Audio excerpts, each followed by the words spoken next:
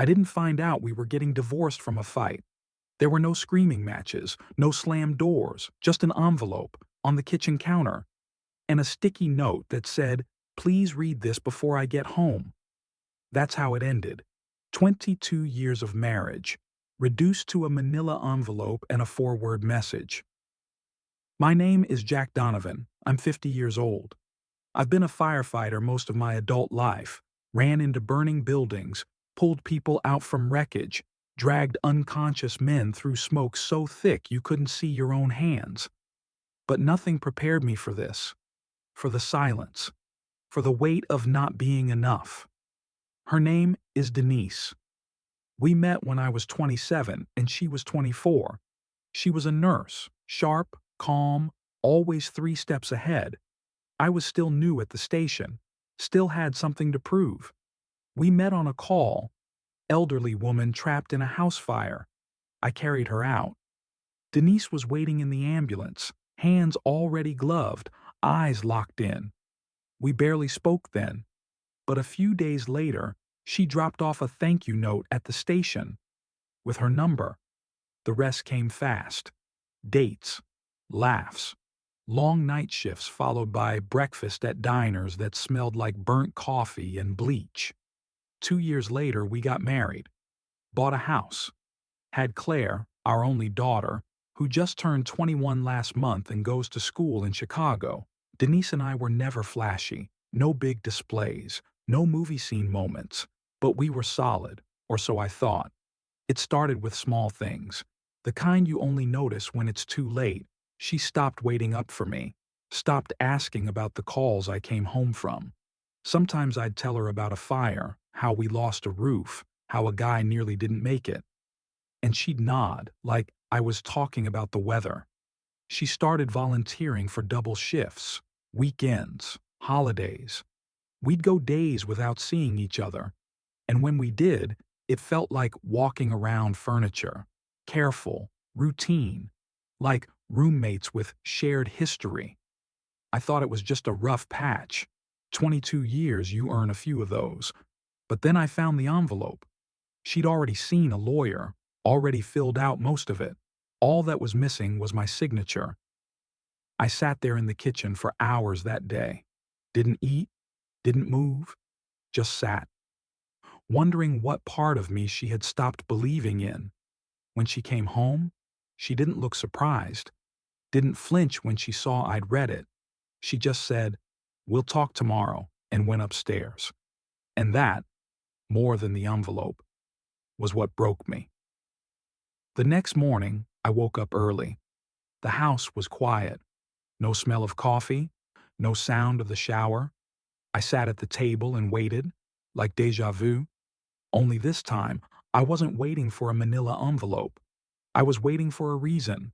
When Denise came downstairs, she didn't pretend. No forced smile, no small talk. She just sat across from me, hands folded in her lap. "I know," I said quietly. "You've been thinking about this for a while." She nodded.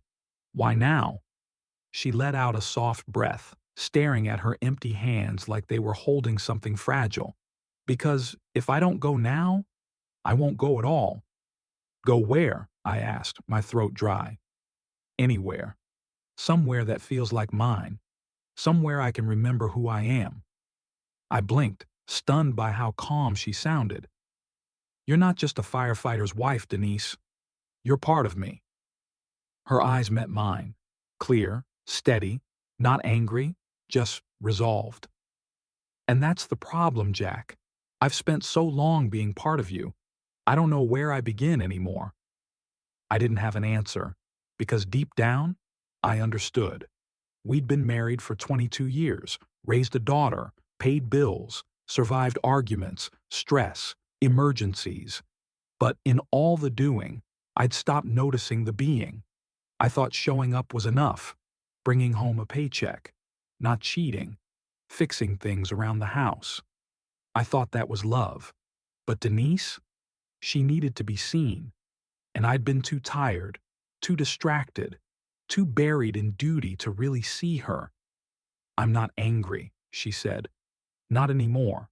I just I can't keep waking up in this house feeling like a shadow. The silence sat heavy between us. What about Claire? I asked finally. She's grown, Denise replied, and we've done our part. But this part of our story, I think it's over. I sat back, letting the words settle. I didn't beg her to stay, not because I didn't want to, but because I knew if someone's heart is already halfway out the door, holding their hand won't keep them from walking. That afternoon, she packed a single suitcase and left. No yelling, no drama, just the soft click of the front door. And just like that, after 22 years, I was alone. The first night alone was the hardest. I made dinner out of habit, 2 plates. Then I stared at the second one for 5 minutes before scraping it into the trash. The house creaked differently without her. It wasn't just quiet, it was hollow. I slept on my side of the bed, but it felt like I was clinging to a ghost. The guys at the station noticed something was off. I didn't talk much, which was saying something, considering how quiet I already was. Mike, who was still my lieutenant back then, pulled me aside 2 shifts later.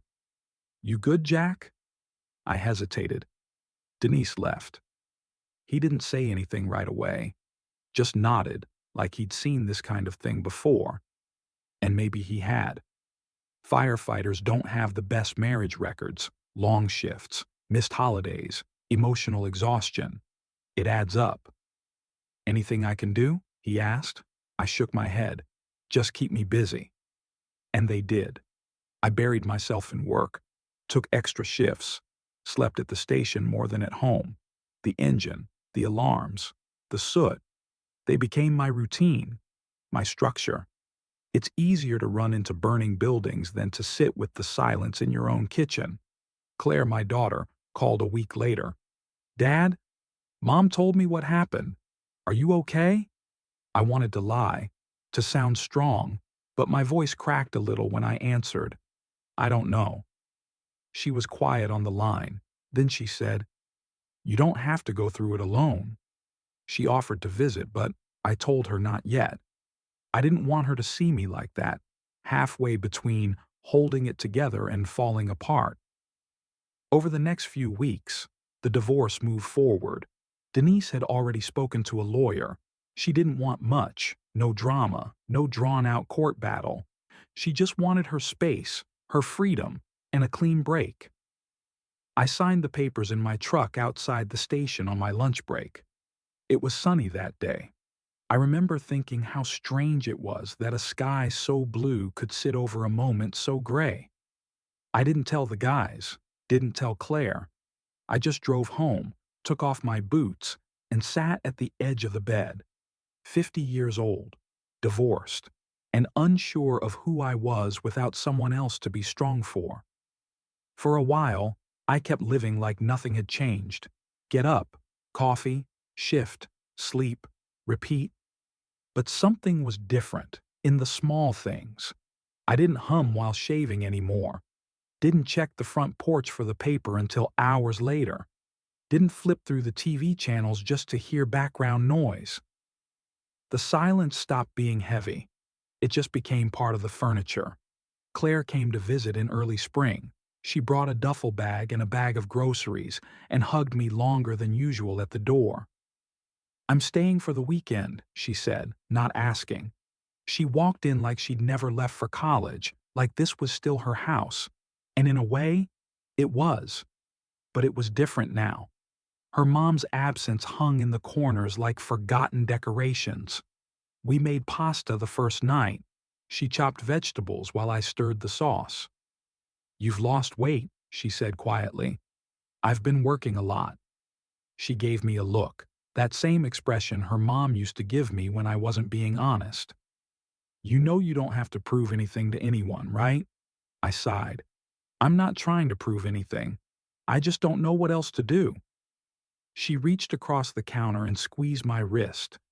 "Maybe just start by being okay with not being okay." That night we sat on the back porch and watched the stars. She asked if I'd thought about dating again. I laughed, not because it was funny, but because it felt absurd. I wouldn't even know how. You don't have to know, she said. Just maybe be open to something. Eventually. Eventually. That word felt safer than soon. She stayed 2 nights. We didn't talk about Denise much. Just life. Work. Memories. Before she left, she changed out the old porch light I'd been meaning to fix for months. I want you to see clearly when you come home, she said. It was such a simple thing, but I looked at that light every evening after that like it meant something more. A few weeks passed. I went back to pulling extra shifts at the station, not because I needed the money, but because I didn't want to go home to an empty house before dark. The guys noticed. Mike, who'd since been promoted to captain, pulled me aside one evening after a call. "You all right, Jack?" I nodded. "Yeah, just keeping busy." He looked at me like he didn't believe it but didn't push. "You know busy doesn't fix the quiet." I gave a half smile. "Number. But it muffles it." He clapped me on the shoulder and left it there. That night, I came home to find a casserole dish on my front porch. No note, just foil, still warm. I stood there staring at it for a minute, like it might be a mistake. Turns out, it wasn't. It was from Marlene, the widow across the street. She and her husband had lived there since before Claire was born. He passed 5 years ago, heart attack. I'd helped carry the coffin. She brought over food twice more that month. Said she always cooked too much and hated wasting. One evening, I brought the dish back in person. She invited me in for tea. Her kitchen smelled like cinnamon and orange peel. We sat at her table and for a while, we didn't talk about much. She showed me a picture of her granddaughter's graduation. I told her about a kitten rescue call we had last week. Ladder, roof, yowling cat, the whole cliché. When I got home, I realized I hadn't thought about the divorce once during that conversation, and for the first time in a long while, I didn't feel guilty about that. A week later, I opened the mailbox and found an envelope without a return address. It was Denise's handwriting. I recognized the loop in her D's, the way she always pressed too hard on the downstrokes. Inside was a short letter, folded twice. "Jack, I don't know if I should be writing this. Maybe it's selfish, but I've been thinking a lot lately, and I just need to say some things I never said. I don't regret leaving, but I do regret how I left. How sudden it was. How I didn't give you space to ask questions or fight back or even understand what was happening. You didn't deserve silence. Claire says you've been quiet, working too much. I hope that means you're okay, or at least trying to be. I don't expect anything from you. I'm not asking to come back. I just wanted you to know I've thought about it every day. About you. About what we had. You were always good, Jack, even when I wasn't. Denise." I read it twice. Then I sat on the couch for a long time with the letter in my hand. It didn't make me angry. Not exactly. But it stirred something I hadn't wanted to touch. I didn't respond right away. The letter sat on my nightstand for 3 days. Sometimes I'd glance at it in the morning, sometimes at night, wondering if it deserved an answer. But I didn't write back, because I realized something. There wasn't anything left to say, not out of bitterness, not even pain, just acceptance.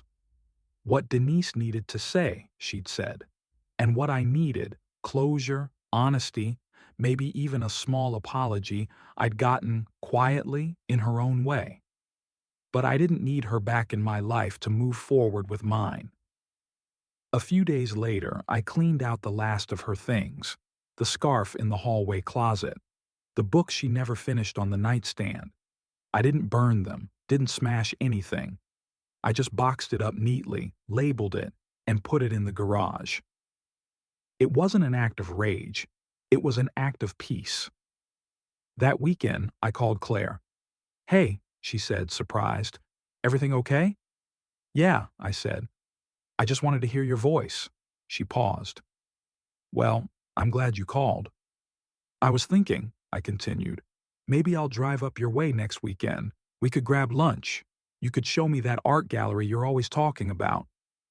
There was a smile in her voice. I'd like that. The following Saturday, I drove the 3 hours to Claire's apartment. She met me outside, waving from the sidewalk like she used to as a kid when I picked her up from school. Same energy, same bright eyes. We hugged for longer than either of us expected. "Dad," she said, laughing as she pulled back, "you look good. Retirement suits you." I smiled. Well, I finally stopped waking up at 5 a.m. unless I want to. She took me to a small cafe down the block, the kind with local artwork on the walls and mismatched chairs. We talked for hours about her classes, her part-time job, her roommate's weird cat, about firehouse memories, about Denise, her mom, and the way she used to burn grilled cheese every time and still swear it was just right. It was easy, natural. We walked through the art gallery after lunch. She pointed out pieces she liked. I nodded and pretended I understood abstract art. But really, I was just watching her. How grown she looked, how sure she seemed, how she still glanced at me when she was unsure of a price tag or looked for a reaction. That night, I stayed in a small hotel nearby. Before bed, I got a message from Claire. "Thanks for today. I missed this." I stared at that message longer than I'd admit, because I realized I'd missed it too. Not just her, but this. Connection. Simplicity. Moments that didn't demand anything from me. A few weeks later, Claire came to visit me. She brought a plant for the kitchen. "So it doesn't feel so empty in here," she said. "We cooked dinner together. Nothing fancy. Just pasta and garlic bread. But we laughed the whole time, mostly because I dropped the spaghetti twice and forgot to preheat the oven. After dinner, we sat on the porch.